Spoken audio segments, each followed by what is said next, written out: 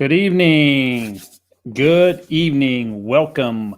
This is the Living in Utah question and answer Thursday evening. I hold this little event every Thursday evening at 8 p.m. Mountain Time. It's worked out really good. So when I first started holding it, I was competing with the elections and Thursday night football and some of the other things going on, but I think we're on a roll here. So lots going on in Utah this week. The weather has been definitely a roller coaster.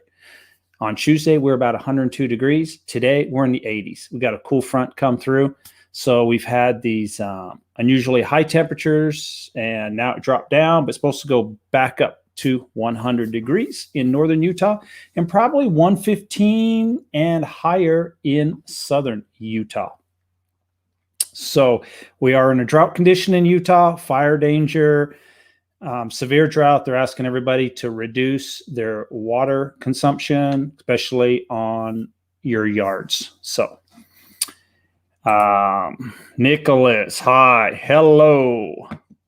I see, Nicholas, you joined us at 6:41. You may not be on anymore. Hello, Andy. Home prices are outrageously high across the country due to COVID-19. Well, I'll take the first part of that. I don't know if COVID-19 is the reason for the home price increases. I think more of it's to do with the low interest rates. And that was spurred a lot by the government. They wanted to try to, I feel they want to try to keep the real estate market pumped up when the pandemic hit. I know this time last year, I was pretty scared. I thought we were really going to crash. I mean, I would go to homes, nobody there, et cetera, et cetera. It was definitely very quiet. Crickets, as a matter of fact. Then all of a sudden it turned right on. So please discuss if someone buys now and home prices go down, then someone needs to sell. How do they handle selling at a loss? Well, I guess there's a couple ways of doing that. One is purely you sell at a loss. If you paid $400,000, it's worth $350,000, and you come to the closing table, you would have to write a check for $50,000 in order to, if you still owed $400,000 and you were selling for $350,000, you basically would have to write a check for that difference, say $50,000 at closing. And that's not easy for most people to do. The other way is a short sale. So you don't see a lot of short sales in a market like this right now. As a matter of fact, I haven't seen a short sale in quite a while, but that is pretty much, in a nutshell, it's negotiated with the bank, and the bank basically is going to take a haircut for the difference. And that's not always guaranteed a short sale. It's got to be approved by the bank. They have to be willing to take that haircut of a loss. So, and those things are all negotiated. You know, there's a lot. I was just talking to somebody about this about 5 days ago, and I don't know how much of this I want to really, but they're moving from their state to this state. They're going to retire here basically, and their financial advisor said, "Don't buy a home. Don't buy a home." They currently own a home in the state they are in, and you know, they were asking me, you know, what would I say? And I'm like, well, I'm not a financial advisor, so, you know, but I can't give you a whole bunch as far as the technical. But I feel a home purchase is different than, say, the stock market. The stock market goes down. If your retirement is linked to that stock market, then your income goes down. And where with a home, I said to them, you know, the particular state that they live in now, let's just say they weren't moving to Utah or don't possibly planning on moving to Utah. Let's say they're not. Tomorrow, their home goes down by $200,000, $100,000, $50,000, whatever the amount is. If my home goes down $50,000, $100,000, $200,000 tomorrow, next month, the following month, what am I going to do? Nothing. I'm still living in the home. It's all on paper. And so I think that's what they would do in their current state now. And that's what they had told me. It's the same thing. They're just like, well, yeah, we would probably just stay in our home, or maybe think twice if they wanted to make a move, or to maybe upgrade their home or move to another city. Maybe they would say, no, we'll just stay where we're at and we'll, and that's pretty much how what I did during 08 and 09. My home went down in value, no doubt about it. My payment stayed the same, so really didn't matter. It was on paper. We had no plans on selling. We are still in the home now. So we rode the wave, and now we're riding the wave back up way, way higher than what it was before the crash. I'm talking in Utah on my home particularly. So that's just kind of a viewpoint. It really depends where you're at in life and what you're doing. But in general, we can't predict the future. We couldn't predict this pandemic that we had. It hit all of us by surprise. So I guess I think if you are in the home, no matter what state you live in, if you're in the home market for the long term, I think long-term homes will always rise. And some of that's to do with labor costs and building costs. So when new home constructions cost more, existing homes will continue growing. And I don't see, you can't produce any more land. So I think over the long term, when we're talking 5, 10, 15, 20 years down the road, I still see it, and it may go up and down, but overall it will be higher than what it is today. Everything, all those materials go up, land shortages. So the people who do sell their land want top dollar, that increases the cost. It gets passed along the way down the line. But so I always feel that, home purchase is, it will in the long run. So if you're in it for the long haul, like I am, I don't really worry about home prices. I mean, if it dropped tomorrow, I really wouldn't worry about it. And if you're not in it for the long haul, let's say maybe, and this is what I tell most people, if they're moving here and there's a possibility that they may get a job promotion in another state and they're going to have to move in 2 years, 3 years, then maybe they shouldn't buy a home unless they're willing to rent it if it goes down. So if they're okay with purchasing the home, and if they get a promotion in 2 or 3 years' time and they have to leave the state, are they okay possibly losing a little bit of money on it if it did go down, or are they willing to turn it into a rental and make their move to their new job or new adventure in life? So that's just kind of my viewpoint on some of that.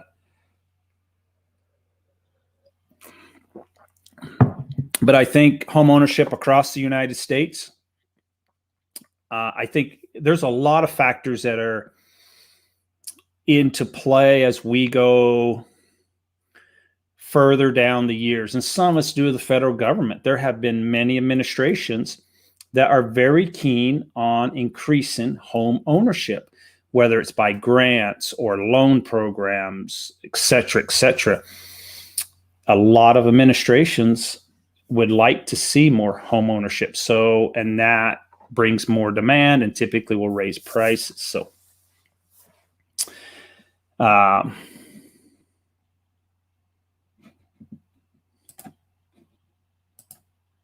hello, good evening.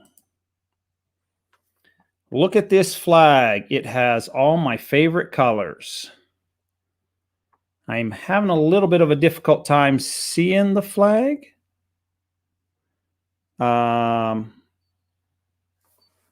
Maybe it was supposed to pop up on the thing, but great. Mr. Z, give me some nice restaurants near Ogden to take my date tomorrow. Okay. I'm going to go through a few different food groups.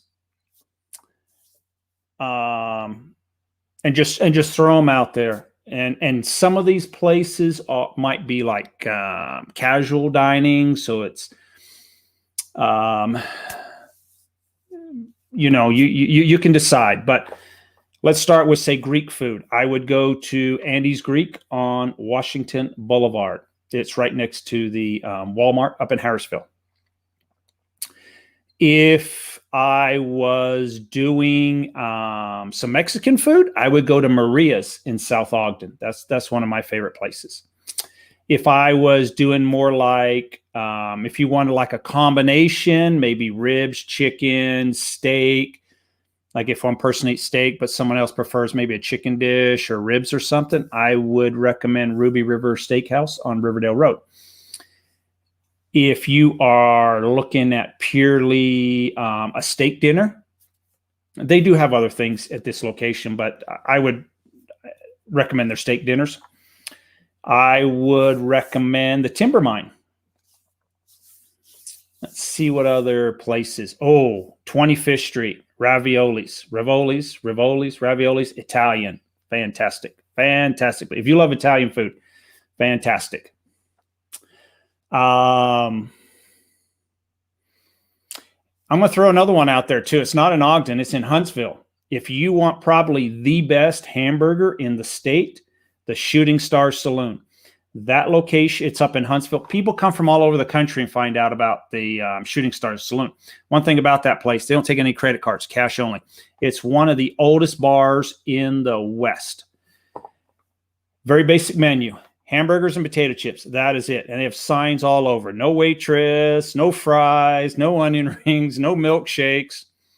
But there, if you want a really good hamburger, and that's a nice drive up there. So it's like 2 patties, cheese. They put like a bratwurst on it, grilled onions. It literally falls out of the bun. It's a mess. It really is a mess, but it's probably one of the best. So if you want a good burger there. Oh, let me think now. Trying to think of the place. There's a place on 25th Street.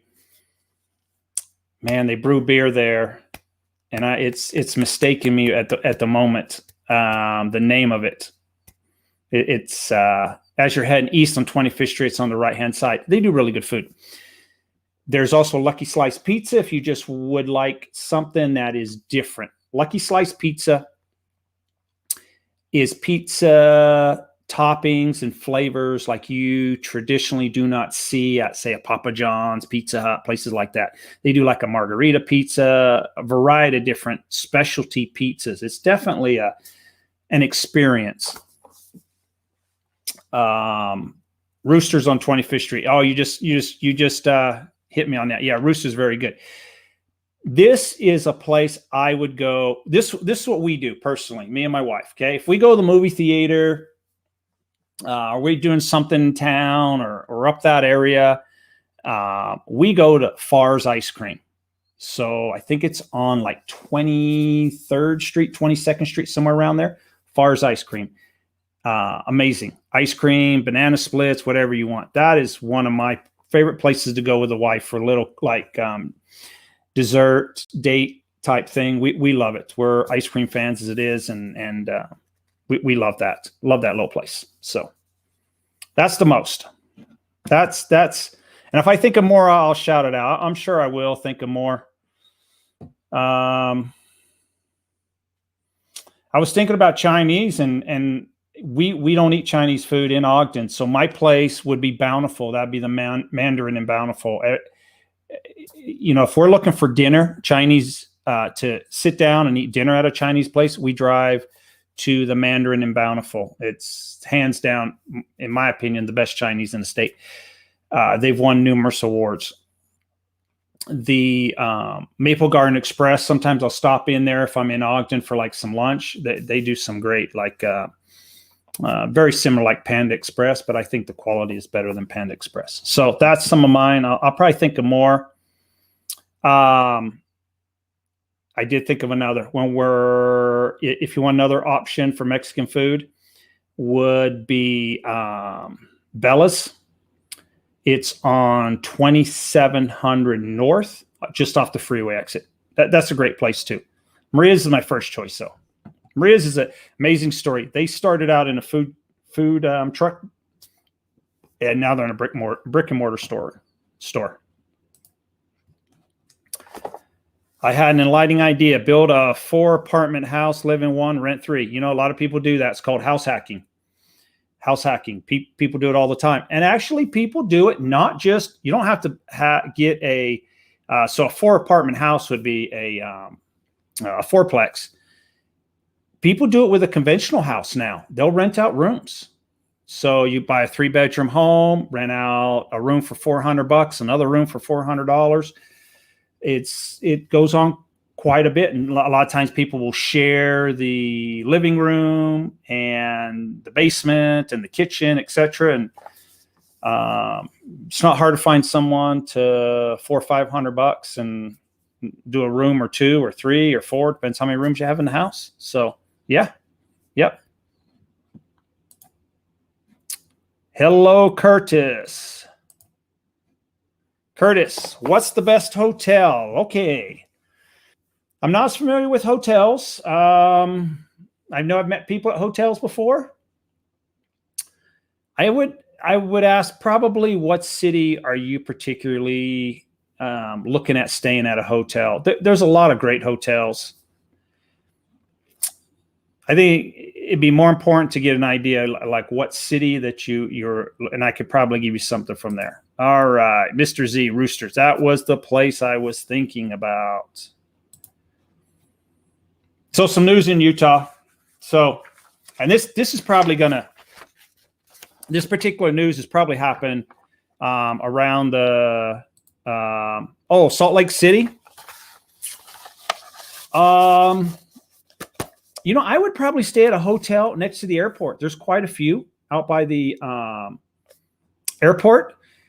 And the reason I say that is conveniently located by all the freeways. So whether you want to go east, west, north, or south, you're literally like 5 minutes away. So you have quick access to just about everywhere. And if you're flying into town, and when you go to leave town, most of the hotels right there will have a free bus ride back to a shuttle back to the airport, and it's just right around the corner. So I would probably recommend the ones just right around the airport. A lot of new ones have been built.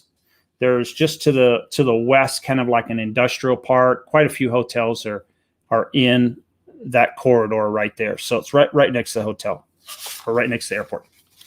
So this is probably happening in a lot of states. This particular article we've got here in Utah, where Utah police officers, or the question was, should Utah police officers be allowed to use medical marijuana? We passed there's a law passed in Utah that medical marijuana is legal.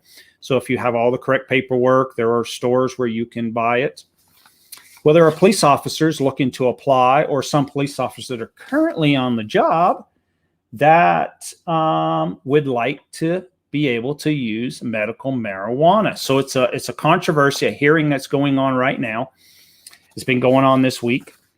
Some discussion on should we allow police officers to have medical marijuana. And I really don't know what my opinion is about it. So not too sure, because I believe medical marijuana helps some people and some of the conditions that people have. But on the flip side, I wonder, should we allow people who are going into potential dangerous situations with a weapon with medical marijuana on them, so or in their system? So that would be one of the thoughts that comes to my mind real quick, because they're in life and death situations possibly every day. They never know what's around the corner. So, and we've got some news here on our national parks. They are seeing record attendance on national parks. So they are talking about, so there's long lines basically at the national parks. And they are talking about trying to push for a new system to reduce the lines. There's a lot of complaints at the national parks, especially like Zion National Park. Lot of complaints. Okay, Curtis. Or a vacation place.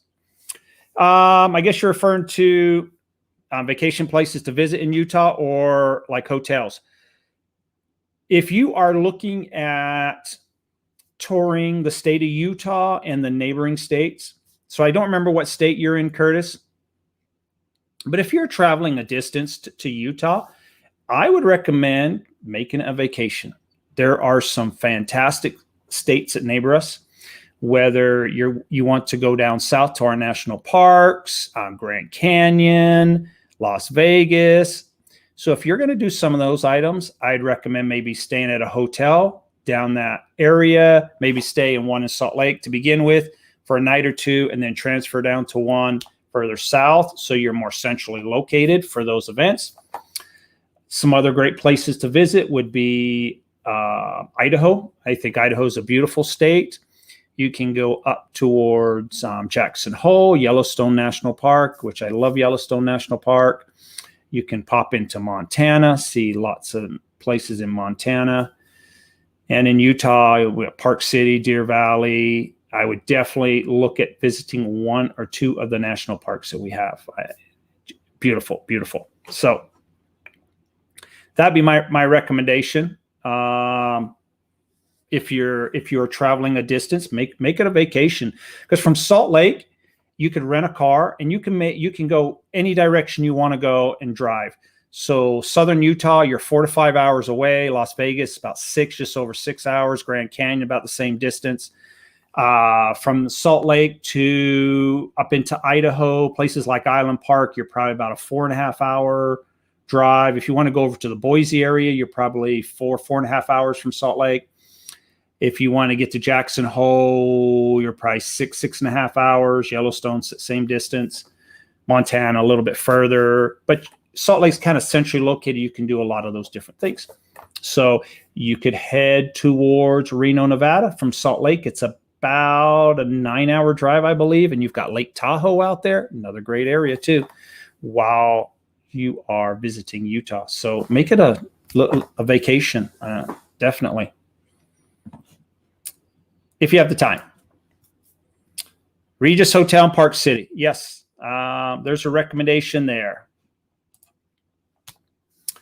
Okay.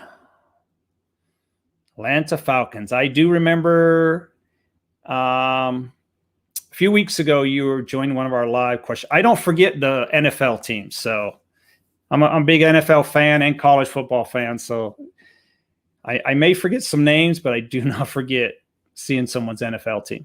I've seen vehicles with no front license plates with Utah registration. I thought it was illegal not to have a front license plate in Utah. You are correct. It is illegal, but there's a catch to that. If you're driving down the road, they cannot pull you over for no front license plates. It is what they call, I believe, like a secondary offense, and then they can write you a ticket. So if you are speeding down the road and they pull you over, then they can also give you a ticket for no front license plate at the same time. So yes, you do see quite a few cars with no front license plates. But it is illegal. Oh, yes, Curtis, Texas. What is the best of the best in Utah for tourism? I would say any of our national parks and Park City, Deer Valley area is always near and dear to my heart. So that's what I would go with. So, and one of the reasons the national parks, even if you are, maybe you're not a hiker, mountain biker, or UTV rider, or any of those things, the scenery is just beautiful. Same with the Grand Canyon. Beautiful scenery, beautiful. So once in a lifetime scenery. So great opportunity, especially if you're into photography or anything like that. Some amazing photographs. So.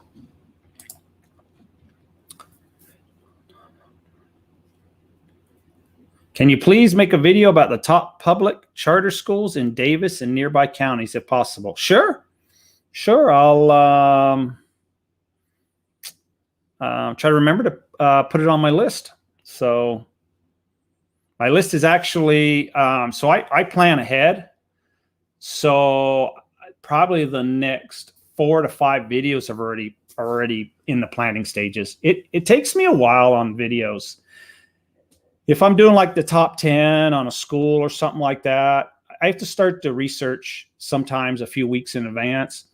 If I'm doing like I did the Layton one where I was driving around the neighborhoods and doing video, that takes time also. So I have to, plan it weeks in ahead, maybe take some of the video and then, do the editing and everything like that at a later date. So I've got one right now in another city that I'm actually doing that with. So I took the video shot like 2 or 3 weeks ago. So now I'm trying to edit the whole thing. So I'm sometimes a few weeks. And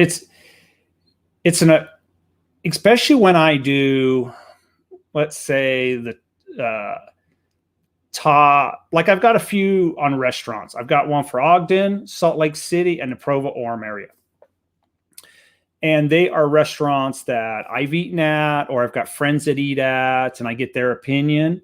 It takes me weeks to come up with the list. And normally I ask friends, because I like a particular location, I'll sometimes try to back that up by asking friends, hey, what do you think of this? What do you think of, and past clients and stuff like that, and get their opinion also. And I'm like, okay, it's made my list.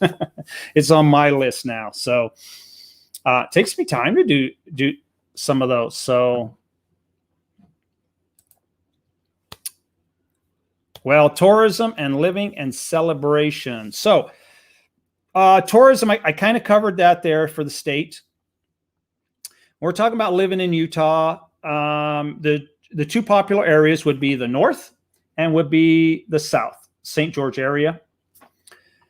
The majority of people live in the north, population-wise. It's far, far larger than we have in St. George. St. George is a great area. St. George is typically a retirement community. You'll find a lot of retirees down there and not as many job opportunities and bigger companies. There are some down there, but nothing compared to what it's like along the Wasatch Front. So, and I get that. I've got people who are looking in St. George or have potentially looked in St. George, and they're like, man, Mike, I just can't find a job down there. Well, there's quite a few retirees down there, and some companies look at an area to possibly move to, and they have to look at what the worker pool is. And if you've got retirees in an area, you can't expect the retirees to come work for Micron or Microsoft or Google. They're retired. They probably do not want a job. All right. Ski resorts are the best of the best in Utah. Yeah, you're absolutely right, Mr. Z, as far as, the ski resorts are world class. Held the Olympics here. They're looking at holding the Olympics again. Yeah, but by far the ski resorts are first class. But I think our national parks too are first class. So it's that history. And the other thing that is, I think is first class is if you own a dirt bike, UTV, four-wheeler. I've owned all of them going up, so I enjoy the off-road. People come from all over the country to ride in Utah. So, yeah, very beautiful. I love the mountain. I miss Montana. I would love the hikes and dune buggies. Okay, if you're looking for the mountains, you would probably be in northern Utah. That is the area that that would provide you with that. The best snow on earth is in Utah. That is what we have on our license plates. So, yes, there's no doubt. I'm a skier myself. And yeah, the snow that you get here is so there's a joke that goes around that Utah has one of the largest number of sick days in the winter months in the country. And I don't know how true that is. I don't know if it's a joke or it goes around, but they all say all you have, if it snows, just go to the ski resorts and you'll find all your employees, they call in sick because they want the fresh powder. So I was hoping for a Jazz Hawks NBA final. So was I. So I was disappointed with the Jazz. I felt we had a better team than what played on the court. So that's how it goes. That's why the games are played. All right. We may have figured the reason behind auto accidents in Utah. Turn lanes are horribly designed. They're so outrageously confusing and dangerous. Okay. Are you referring to a lot of the ones that we have in Salt Lake City where you have to do the loop-de-loop thing that they've redesigned? I would want to try skiing. Yeah, I've skied for many years, Curtis. I still go out and ski. It's great. There's a lot of great winter sports. So I've been a snowmobiler too. I love the snowmobile. So I don't quite snowmobile as much. My father-in-law owns a little snowcat. He bought an older snowcat. It's like a 1980. It's got a Ford 6-cylinder motor in it. It runs amazing. That is my winter passion. It's got heat in it, and I go and explore. It's up in Idaho, so I explore parts of Idaho and into like Yellowstone and explore the backcountry in 4 foot, 6 foot deep snow, 8 foot deep snow, areas that you can't get to with a vehicle, and the scenery of the Tetons and all that there is great. I have some great adventures up there. So great winter hobby. Are public schools zoned in Utah? If I buy a house, can I send my kids to a public school that may not be in the neighborhood or design schools? Oh, yeah, you can't. So you'll have like a district at where that's where the kids have to go to school. Now, people do break the rules. I've known people who have gotten called into the principal's office and talked about it. And in some instances, they've had to try to prove that they are in that particular school district. And if they can't, they ask them to please go to a school in their district. So yeah, that's where you live. And that is something in Utah that gives you a variety of home prices.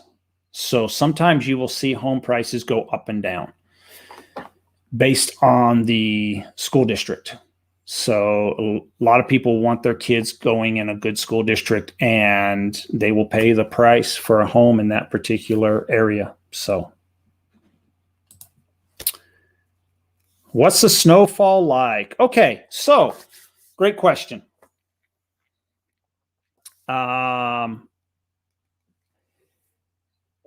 It depends on where you live in northern Utah. So if you took a map and you take I-15 straight up and down, that is probably going to give you anywhere close to I-15 will give you your least amount of snow. As you continue east up the mountain, and there's homes that go up the mountain, the snow level increases. So if around I-15 we get 2 or 3 inches, if you live higher up on the mountainside, you could get 3 or 4 inches, 5 inches.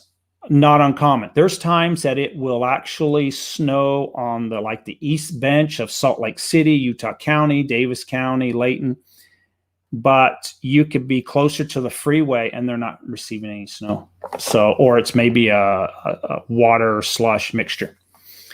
Now, if you're living in an area like Park City, Deer Valley, any of the mountain cities, then those numbers probably triple, quadruple maybe.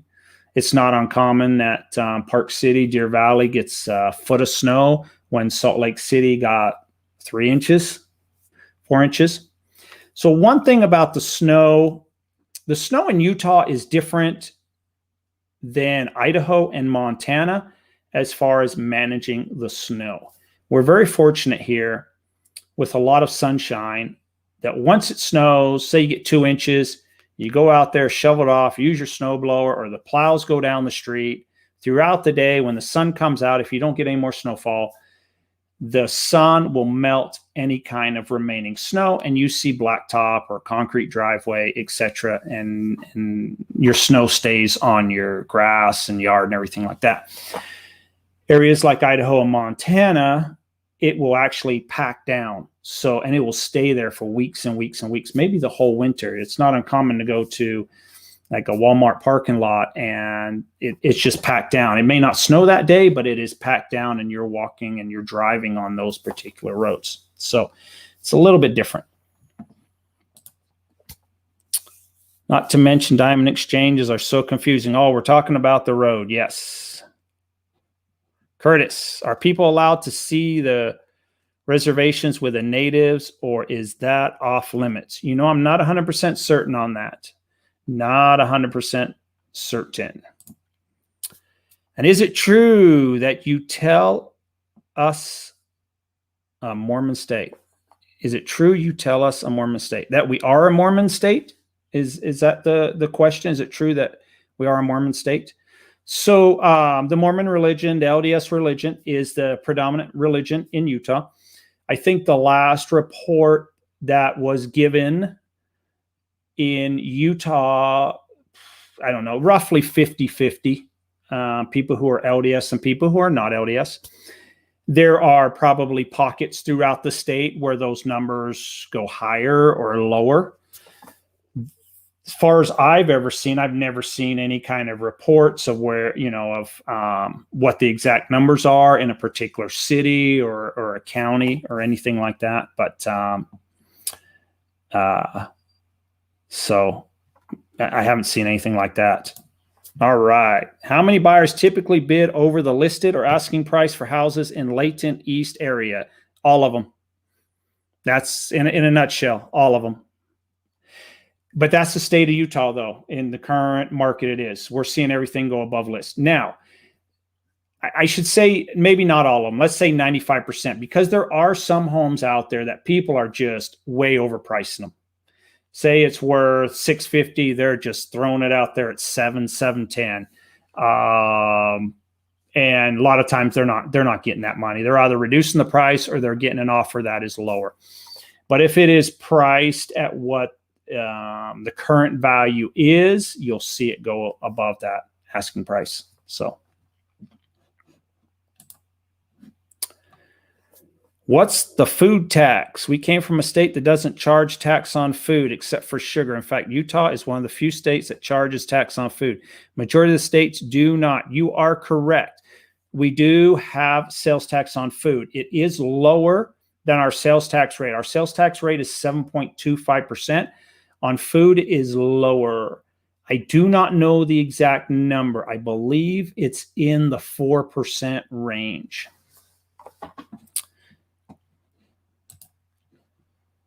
Okay, Utah more. I think I just answered that. If I didn't answer that, definitely shoot me back. Where does the food tax go? It goes into the state coffers along with the sales tax and then is spent from there. I don't believe it's earmarked to a particular area. It just goes into the general state coffers. So, you know, and when we're talking about food tax too, that has been discussed for many years with the state legislature. At one time, we were charging the full 7.25% rate on food, and they dropped it. But that has been brought up for discussion many times. It's a hot topic on Capitol Hill. So what about apartments to live there long enough to get a house? We have apartments throughout. Matter of fact, you see a lot of apartments being constructed at the current moment. Yeah, just about every city in northern Utah, you'll be able to find an apartment. I don't see, 100%.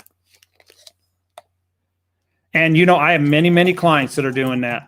Many clients. So just talked to a lady last week, and that's what they're looking at doing is renting something. Then it's almost impossible to fly out here for a few days, look at homes, find a home, get under contract, and purchase a home. We just do not have the inventory to do that with. So I have quite a few people that will rent, and then they'll shop for a house. And I think the big advantage so if you just try to fly out here and find a house in a day or two, you're probably going to find a home that doesn't check all the boxes that you have. The other way, I do a lot of homes virtually. So a lot of homes virtually, very, very popular. And we're putting offers in all the time.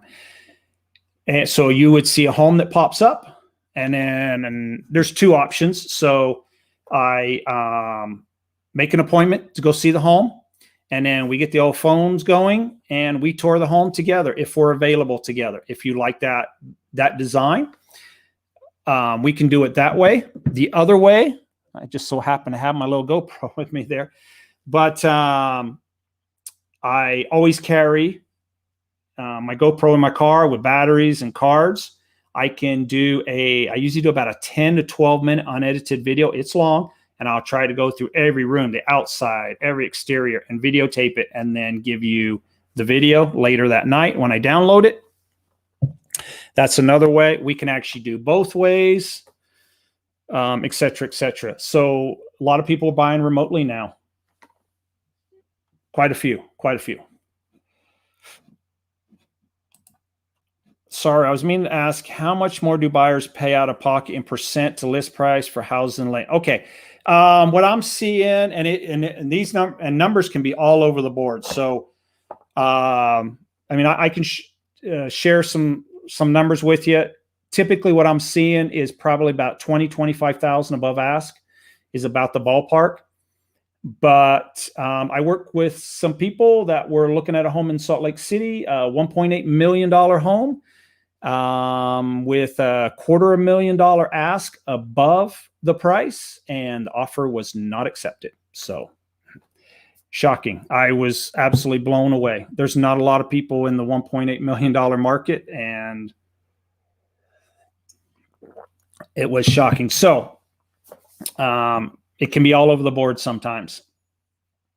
What I always say though is,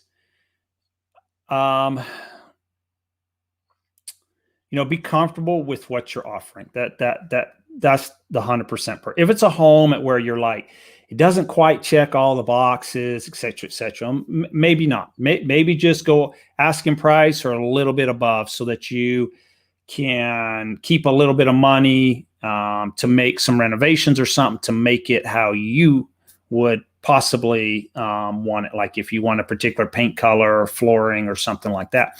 Now, if it's a house that you walk into and it's instant fall in love, it's got the flooring, the walls, the garage space that you want, then definitely put your best foot forward. That's usually my recommendation. So, and it's not always priced, by the way. I have won homes and we have not been the highest price. So a lot of it is to do with the reputation that you have and the rapport that you make. A lot of sellers, a lot of people think that they just want top dollar. Yeah, there are some people who just want top dollar. But a lot of sellers just want an offer that's going to make it to the closing table. So they want somebody who is got all their paperwork in. They submitted all their paperwork for the offer. And they're working with an agent that is going to do everything they can to make it happen to the closing table. And if not, they are going to notify them as soon as possible when something falls out of contract so they can get it back on market and get a new buyer. And that's what's important for a lot of sellers. I was going to say something else about that too. Yeah, so it's not always price. Sometimes it's a matter of that. Oh, I was just, and I talk about the rapport. So there was a townhome. This was about 2 months ago I went and looked at, and I was doing that exact video. I was actually videotaping it. And we actually didn't put an offer on that particular home, but I was talking to the agent there, and she had said that on the last listing that she had, they had 20 or 25 offers. Well, the sellers automatically threw probably 15 of those offers in the trash can because they didn't even have the paperwork filled out or all the documents filled out. And that is a time-consuming process of going back. Hey, we need this. We're going to need this. We're going to need this. And then sellers said to her, look, if the stuff's not filled out, we're just going to take the offers that are serious. They have all their paperwork. They have their pre-approval letter. They have everything going. And I'm going to look at those offers. And that's what they did. They literally threw them in the garbage can and just looked at the ones that they felt had their act together. So, all right, Mr. Z. There's many Hispanic people in the apartment complex I live in within Layton. What's the best plan to buy a home out there? And that's kind of what I covered. You can do two ways. You can come here and rent a place, and then we can look for a home, or I'm glad to do virtual. So like I said, I can go to the house and we can two-way communicate through the phone if you're available or whatever. And if I can't catch you, then I basically do like one of my YouTube videos. I've got everything in my car. And if you want to get an example of what I do, I'm sure I've got one or two floating around still. I could send you a link to a property that I tour. It's unedited. Literally, I try to cover everything. And I try to get the viewpoint, whoever I'm working with. Some things are very important. Sometimes people want a lot of shots on the outside or shots down the street and stuff like that. So we can kind of tailor it to those particular needs. But most of my videos that I do via that is probably 12 minutes long. It has to be. Spend quite a bit of time. So try to cover everything. And then I have a construction background. So I want to say the videos can be a little bit more negative than maybe positive, because I try to highlight everything that I see. If I see a stain in the carpet, if I see a rub mark on the wall, I'll stop and show, hey, the paint's got a rub mark here, so that you're getting a true perspective of the home. I don't mind pointing out any kind of like negatives that I potentially see. But then some of those negatives can be worked around, you touch up the paint, or maybe if it's a little stain on the carpet, you might try to clean it. Some people are okay with that, and some people might be nope. But I try to point all those things out that I noticed. Mr. Z, rent 1 year first and get to know the area. That's another thing. That's one advantage about renting, is you can know the area and maybe decide where you would like to potentially live.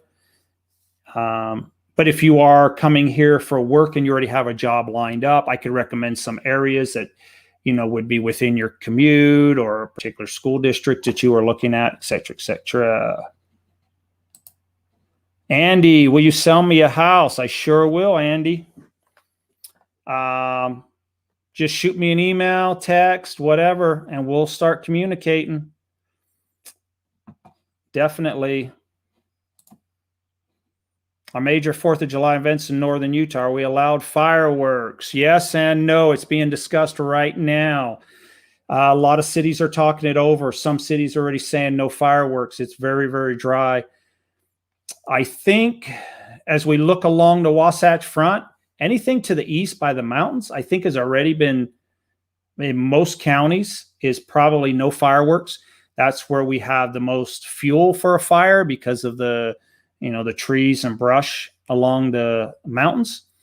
So I believe, especially I know in Salt Lake County, and Utah County, I believe too, is fire restrictions on the east side of town. So, but as cities are actually talking about it right now. So I saw something on the news. There's a couple cities that, I think Ogden said no fireworks, but there's other cities that are discussing it. The city I live in, they are discussing it right now, what they're going to do. So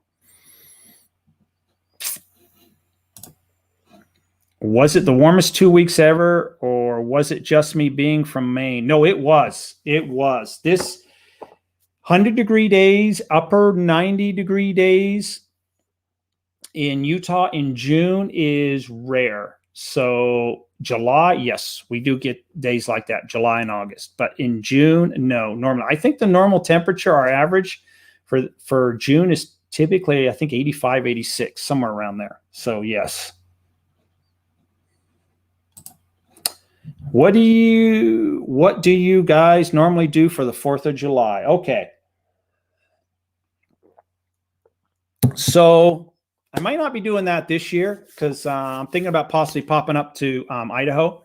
So things are maybe changing. But what I love to do on the 4th of July is I head to the Uintas and we spend the day together. And we hike and fish and enjoy the cooler temperatures. It's a lot cooler up there. Some of the elevation up there is 10,000 feet, so you could be 70 degrees. So we will hike the streams and we'll spend the whole day in the Uinta Mountains. We will come back at about just before dark and drop the tailgate down and watch firework display with one of the cities. So we'll usually pick a city and we'll watch the firework display and we will head home. So that's typically my day. So I enjoy the Uinta Mountains, and it's been a little bit of a tradition for us. We'll pack a lunch and a cooler, head up to the Uinta Mountains, enjoy beautiful weather and some great hiking and fishing and some personal time with my wife, and jump in the truck and head back into town and kind of like a country song, drop the tailgate and watch some fireworks. So, but this year we might be in Idaho. So might be UTV riding up in Idaho. So we'll see how the week plans out. Should I wait for the mortgage moratorium to end before making offers? No, I wouldn't. I don't think the mortgage moratorium is really going to do much. In the state of Utah, I don't think we are going to have very many homes that go into foreclosure. There's two reasons for that. Number one, the prices have gone up. So most people, if they can't make the payment, they can put it on the market and they can walk away with money. That's most people with the prices that have gone up. The other thing is, in Utah, we have very low unemployment rate. And I personally feel that some of the people that may be in the mortgage moratorium just took it because they felt, I just don't want a house payment right now, or maybe I'm a little nervous if I lose my job with the pandemic going on, maybe I'll apply for it and I'll just forego. But when the time comes, I'll start making my home payments again. So I don't think there will be a lot. And the other thing will be is, don't be surprised if the government steps in. They just stepped in now. The rent moratorium that was supposed to end today or end of June has been extended another month. So on the mortgage moratorium, I think that if there's any kind of potential of a lot of foreclosures, the government's going to step in. And there's already been talks about, one of the biggest ones I've heard is they're talking about there's a couple. One of them is to tack on all the payments to the back of your loan. So just extend the length of your loan. The other is to kind of like do a wrap, take what you owe existing plus what you haven't paid, and then convert it to a 40-year mortgage. And that would be a huge, huge government plan. Yes. So what do you guys do for the rest of the holidays? Well, that's about it for me. Me and my wife, we're back to work after that. So that is about it. Which telephone service has the best connection service in Salt Lake City? Does AT&T work, or is Salt Lake City Virizon or one of the other companies? Great question. Great question. I actually covered this on one of the videos. So I have T-Mobile myself. My wife has Verizon. And my relatives, sister-in-law, niece and nephew all have Verizon, so they laugh at me. T-Mobile, AT&T does great along the Wasatch Front. Where they lack is when you get into the back country or to areas of Idaho, places like that, they drop service. When I visit my relatives on the farm in Idaho with T-Mobile, I literally have like one little bar, and I do not receive. So when people call, I literally have to walk half a mile down the street, up a hill to get service. And so the joke always is at the house when they ask, well, where's Mike? And they're real quick to say, oh, his phone's not working. He's at the end of the road. So I literally have to walk up there to get phone service to make a phone call. And if I want to use the internet on my phone, forget it. So that's where it lacks. And places of Utah are saying when I ride my UTV, stuff like that, T-Mobile drops service in a lot of those areas, and where Verizon covers it. We're in a lot of those areas, my wife's phone is always working with Verizon. So they do have better overall coverage. But if you are just staying along the Wasatch Front, I mean, my phone works 100% of the time everywhere that I go. It's usually in the backcountry where it lacks a little bit. So good question. Great phone story. It's the truth. They laugh at me so hard, and they want me to swap to Verizon. They have for years, and I just haven't. But yeah, they laugh at me so hard because their phones work and my phone does not work. So, but I have that too when I run my UTV. There's a lot of times the phone doesn't work, and people always, oh, we try to get a hold of you, and it's like 2 hours later when I finally, maybe I'm heading back home or something, and I start seeing some of the missed phone calls. So, but yeah, yep. Where's the best thing to do for Christmas there? Wow. So Christmas, you know, any of the winter sports, that's when the ski resorts are opening up, et cetera, et cetera. So that is the time. I think in the state of Utah, we're such a family-oriented state, and lots of families here, that it's a very big family time. People are taking time off to spend it with the family and do activities with the family at that time of year. So we don't have, you know, like for New Year's, we're not the party city that's going to drop the ball in Salt Lake City and the beer is going to be flowing, et cetera, et cetera. It's not the place. People head to Las Vegas for that. Las Vegas celebrates New Year's like some of the best cities around the world. So, yeah, in Utah, your New Year's is if people want to really celebrate, they'll usually head to Las Vegas for like New Year's Eve. So, yep. We're a family-oriented state here, so a lot goes around the family. And that's why some of them other things I talk about is ever so popular. Our outdoor recreation, everything like that. It's what you hear from friends that I have and probably a lot of workplaces around the state. Like tomorrow, people will be talking, what are you doing for the weekend? Are you going golfing, fishing? Are you taking the boat out, the camper trailer?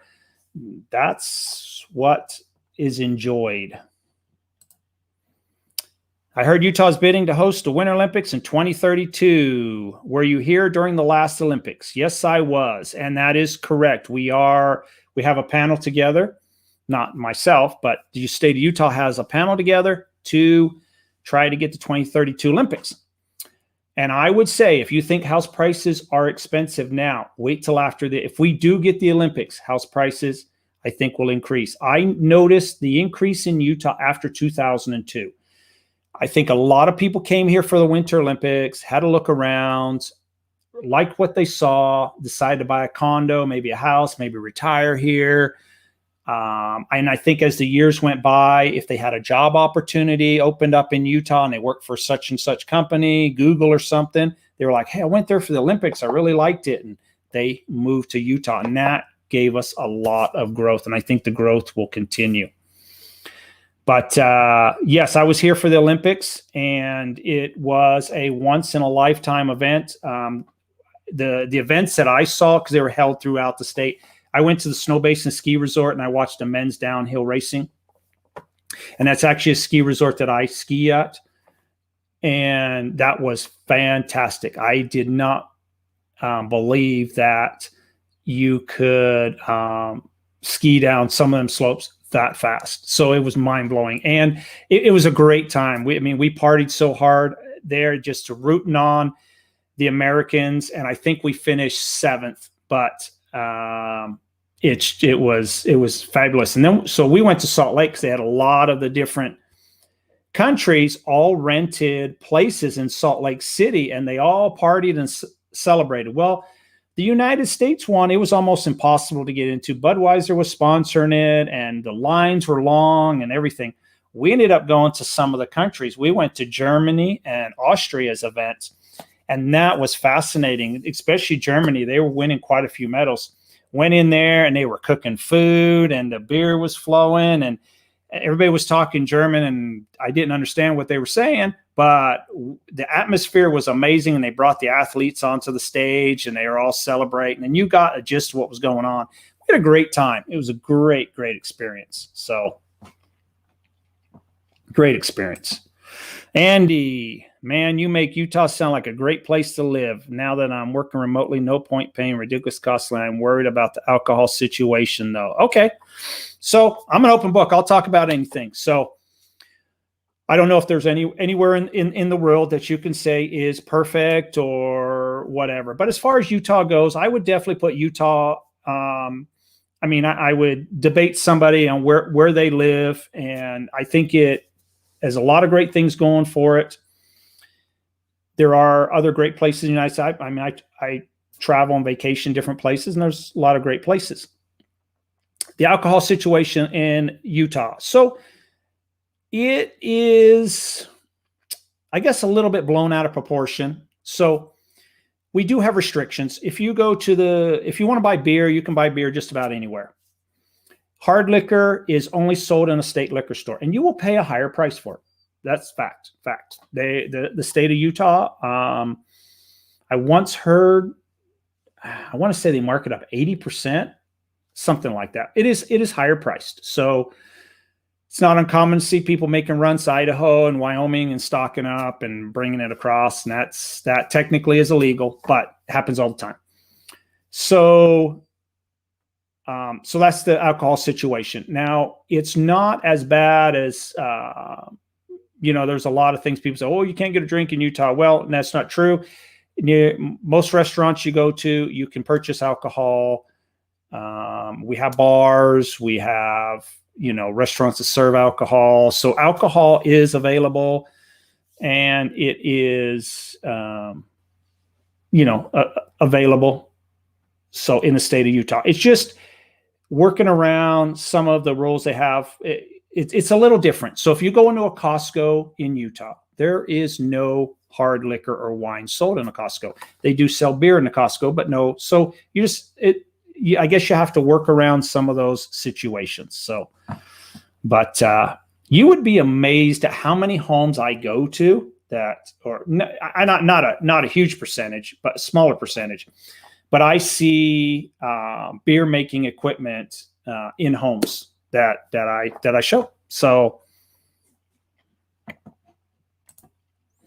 all right, Latina. In the next 3 years, what area do you suggest live in? We want to live right outside the city limits. I guess I'd have to find out a little bit more. And as far as what city you're referring to, Salt Lake City, Provo-Orem, Layton, Logan, Utah, St. George, Utah. And I could give you some, if you have a particular city in mind, I could give you some options around that particular city.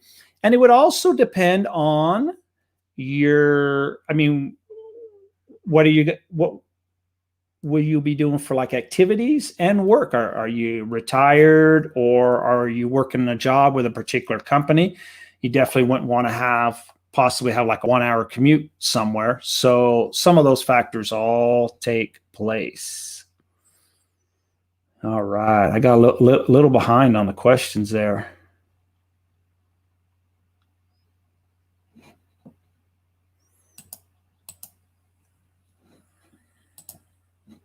Wow. What are some places for first-time hikers? I guess it depends on what city you're living in. But we have, I think, over 3,000 hiking trails in the state of Utah. So there's a lot of great places. I can I'll throw a couple places out there just out of the blue. Like I mentioned, the Uinta Mountains. Great place to go. Most cities have hiking trails. I would look at some of the city ones. So those ones that like your city ones, everything would be free. Antelope Island is a great place to go.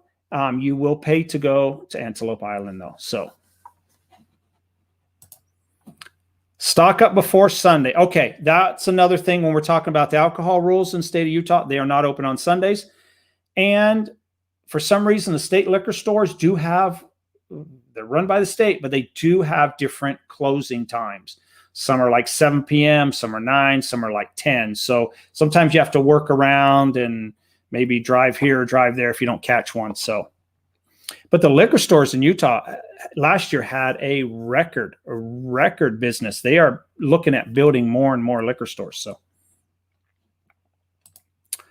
sounds like an awesome time. Thank you, Frank. Yeah, I went to Whole Foods in Park City for the first time I ever visited and was shocked to hear that the store was not allowed to sell champagne. Yep, that's correct. So you'll just find beer and wine coolers, and along those lines is what you're allowed to sell in a grocery store. So beer at the Utah bars is still cheaper than the Florida bars. Okay, good to know. I was not aware of that. What are the landline companies? I hate cell phones. Okay, so we actually have a landline in my house, and I just tack it onto my Comcast bill. Comcast does my TV and my internet. So Xfinity, Comcast, then great. Okay, near the Air Force Base. Okay, yeah, a lot of great cities around the Air Force Base. I just did a video the other week of Layton, Utah, like some of the house prices, where I took and went to like 4 or 5 different neighborhoods and told you what the house prices were and drove around those neighborhoods. I do have a couple videos on Layton, Utah. There's a lot of great cities around the base. Layton, Utah, Kaysville, Utah, Clinton, Syracuse, West Haven, South Ogden, South Weber. That's all right around the base, but there's some other options I would also recommend to you, like maybe Pleasant View and Far West. You're probably a 15 to 20 minute drive to the base, nothing at all. It's all on the freeway. A lot of great cities. And if you are, what I pretty much would say when you're looking at that area around the base, because the cities are all joined together. There's no separation. A lot of those cities are joined together. And if you're purchasing a home, then I would say one of those cities that I would keep an open mind with those cities and look at available homes that come on the market, especially in a market like this where we have low inventory, and choose a city based on a home that checks the boxes that you like. So sometimes if you say, I just want to be in Layton, Utah, and there's not a lot of homes popping up, sometimes you might have to settle for a home that doesn't quite, but you might find one in Clinton or Syracuse or West Haven or somewhere else that you prefer the home. But where the base is situated and all the cities go around it, you're still the same commute from some of these cities into the base. So a lot of great cities. I've lived in a lot of those cities that I mentioned I've lived in. So Layton, Clinton, Kaysville, West Haven. Typo, Air Force Base. Yes. It's crazy. You can buy beer and wine here in Texas at 12 afternoon on Sunday till 12 midnight. Yes. So on Sunday, you can still go to the grocery store and buy beer and wine coolers. It's the state liquor stores that will not be open on Sundays. So I'll check out those videos. Yeah, I've got a few. So I've got an older video on Layton, Utah, where it's a vlog tour, but I just did one about 2 weeks ago on what it actually costs to live in Layton, Utah, as far as owning a home. So I've done a vlog tour of Clinton, Utah, Syracuse, Utah. That's the ones that I've done currently. So, and I've got some Hill Air Force Base ones. I've got quite a few Hill Air Force Base ones. I've got like pros and cons of Hill Air Force Base. I've got like 4 different ones. One talking about jobs. And these are some older videos jobs, housing, et cetera, et cetera. There's two more. I can't remember. I've done one on Hill Air Force Base on places to eat around the local area. If you're new to the area, and my recommendations of places that I like around that area. I also did one of Ogden, Utah, and places to eat in Ogden, Utah. So there's that one, but I also did one for around the area of Hill Air Force Base on some popular places. So there's 5 or 6 places that I pointed out there. So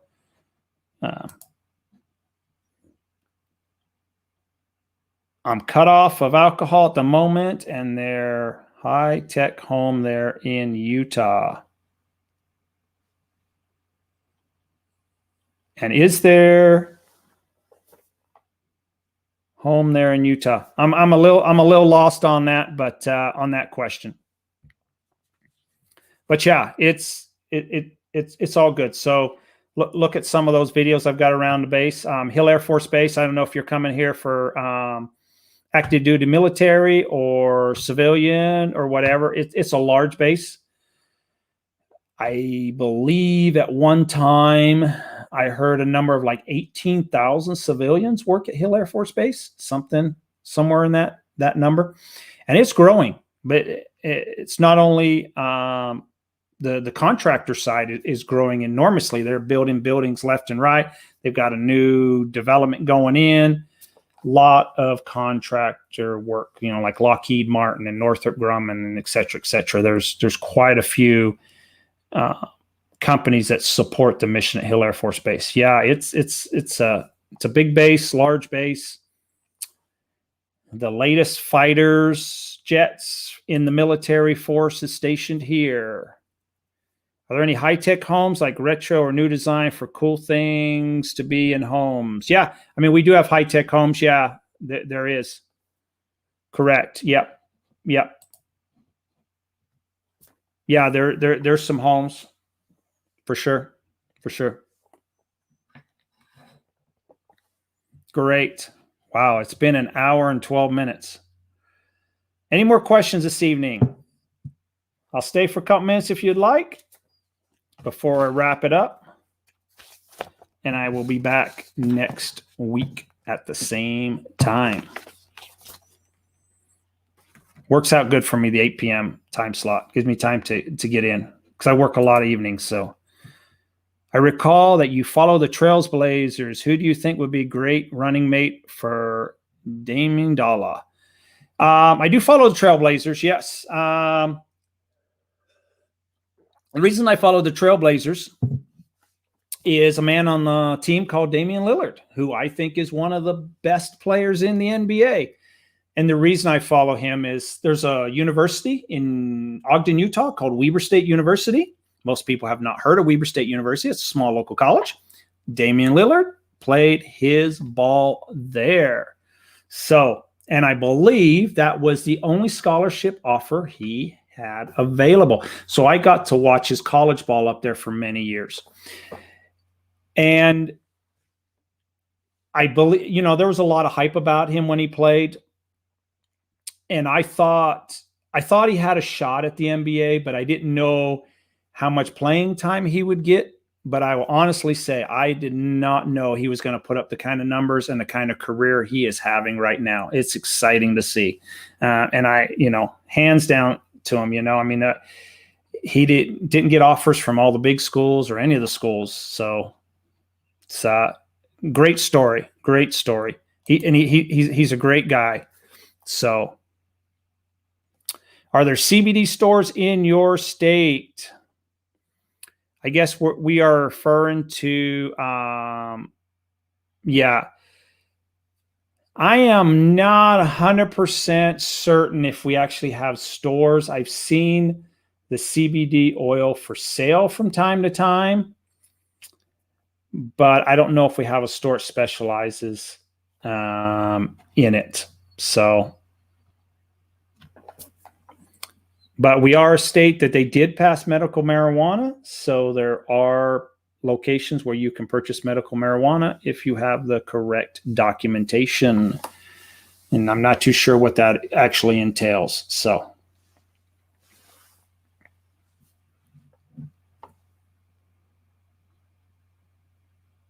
Okay. I think I'm going to call it an evening. If you have any more questions, by all means, you can always shoot me an email or something like that, or join me again next weekend. Take care, everybody.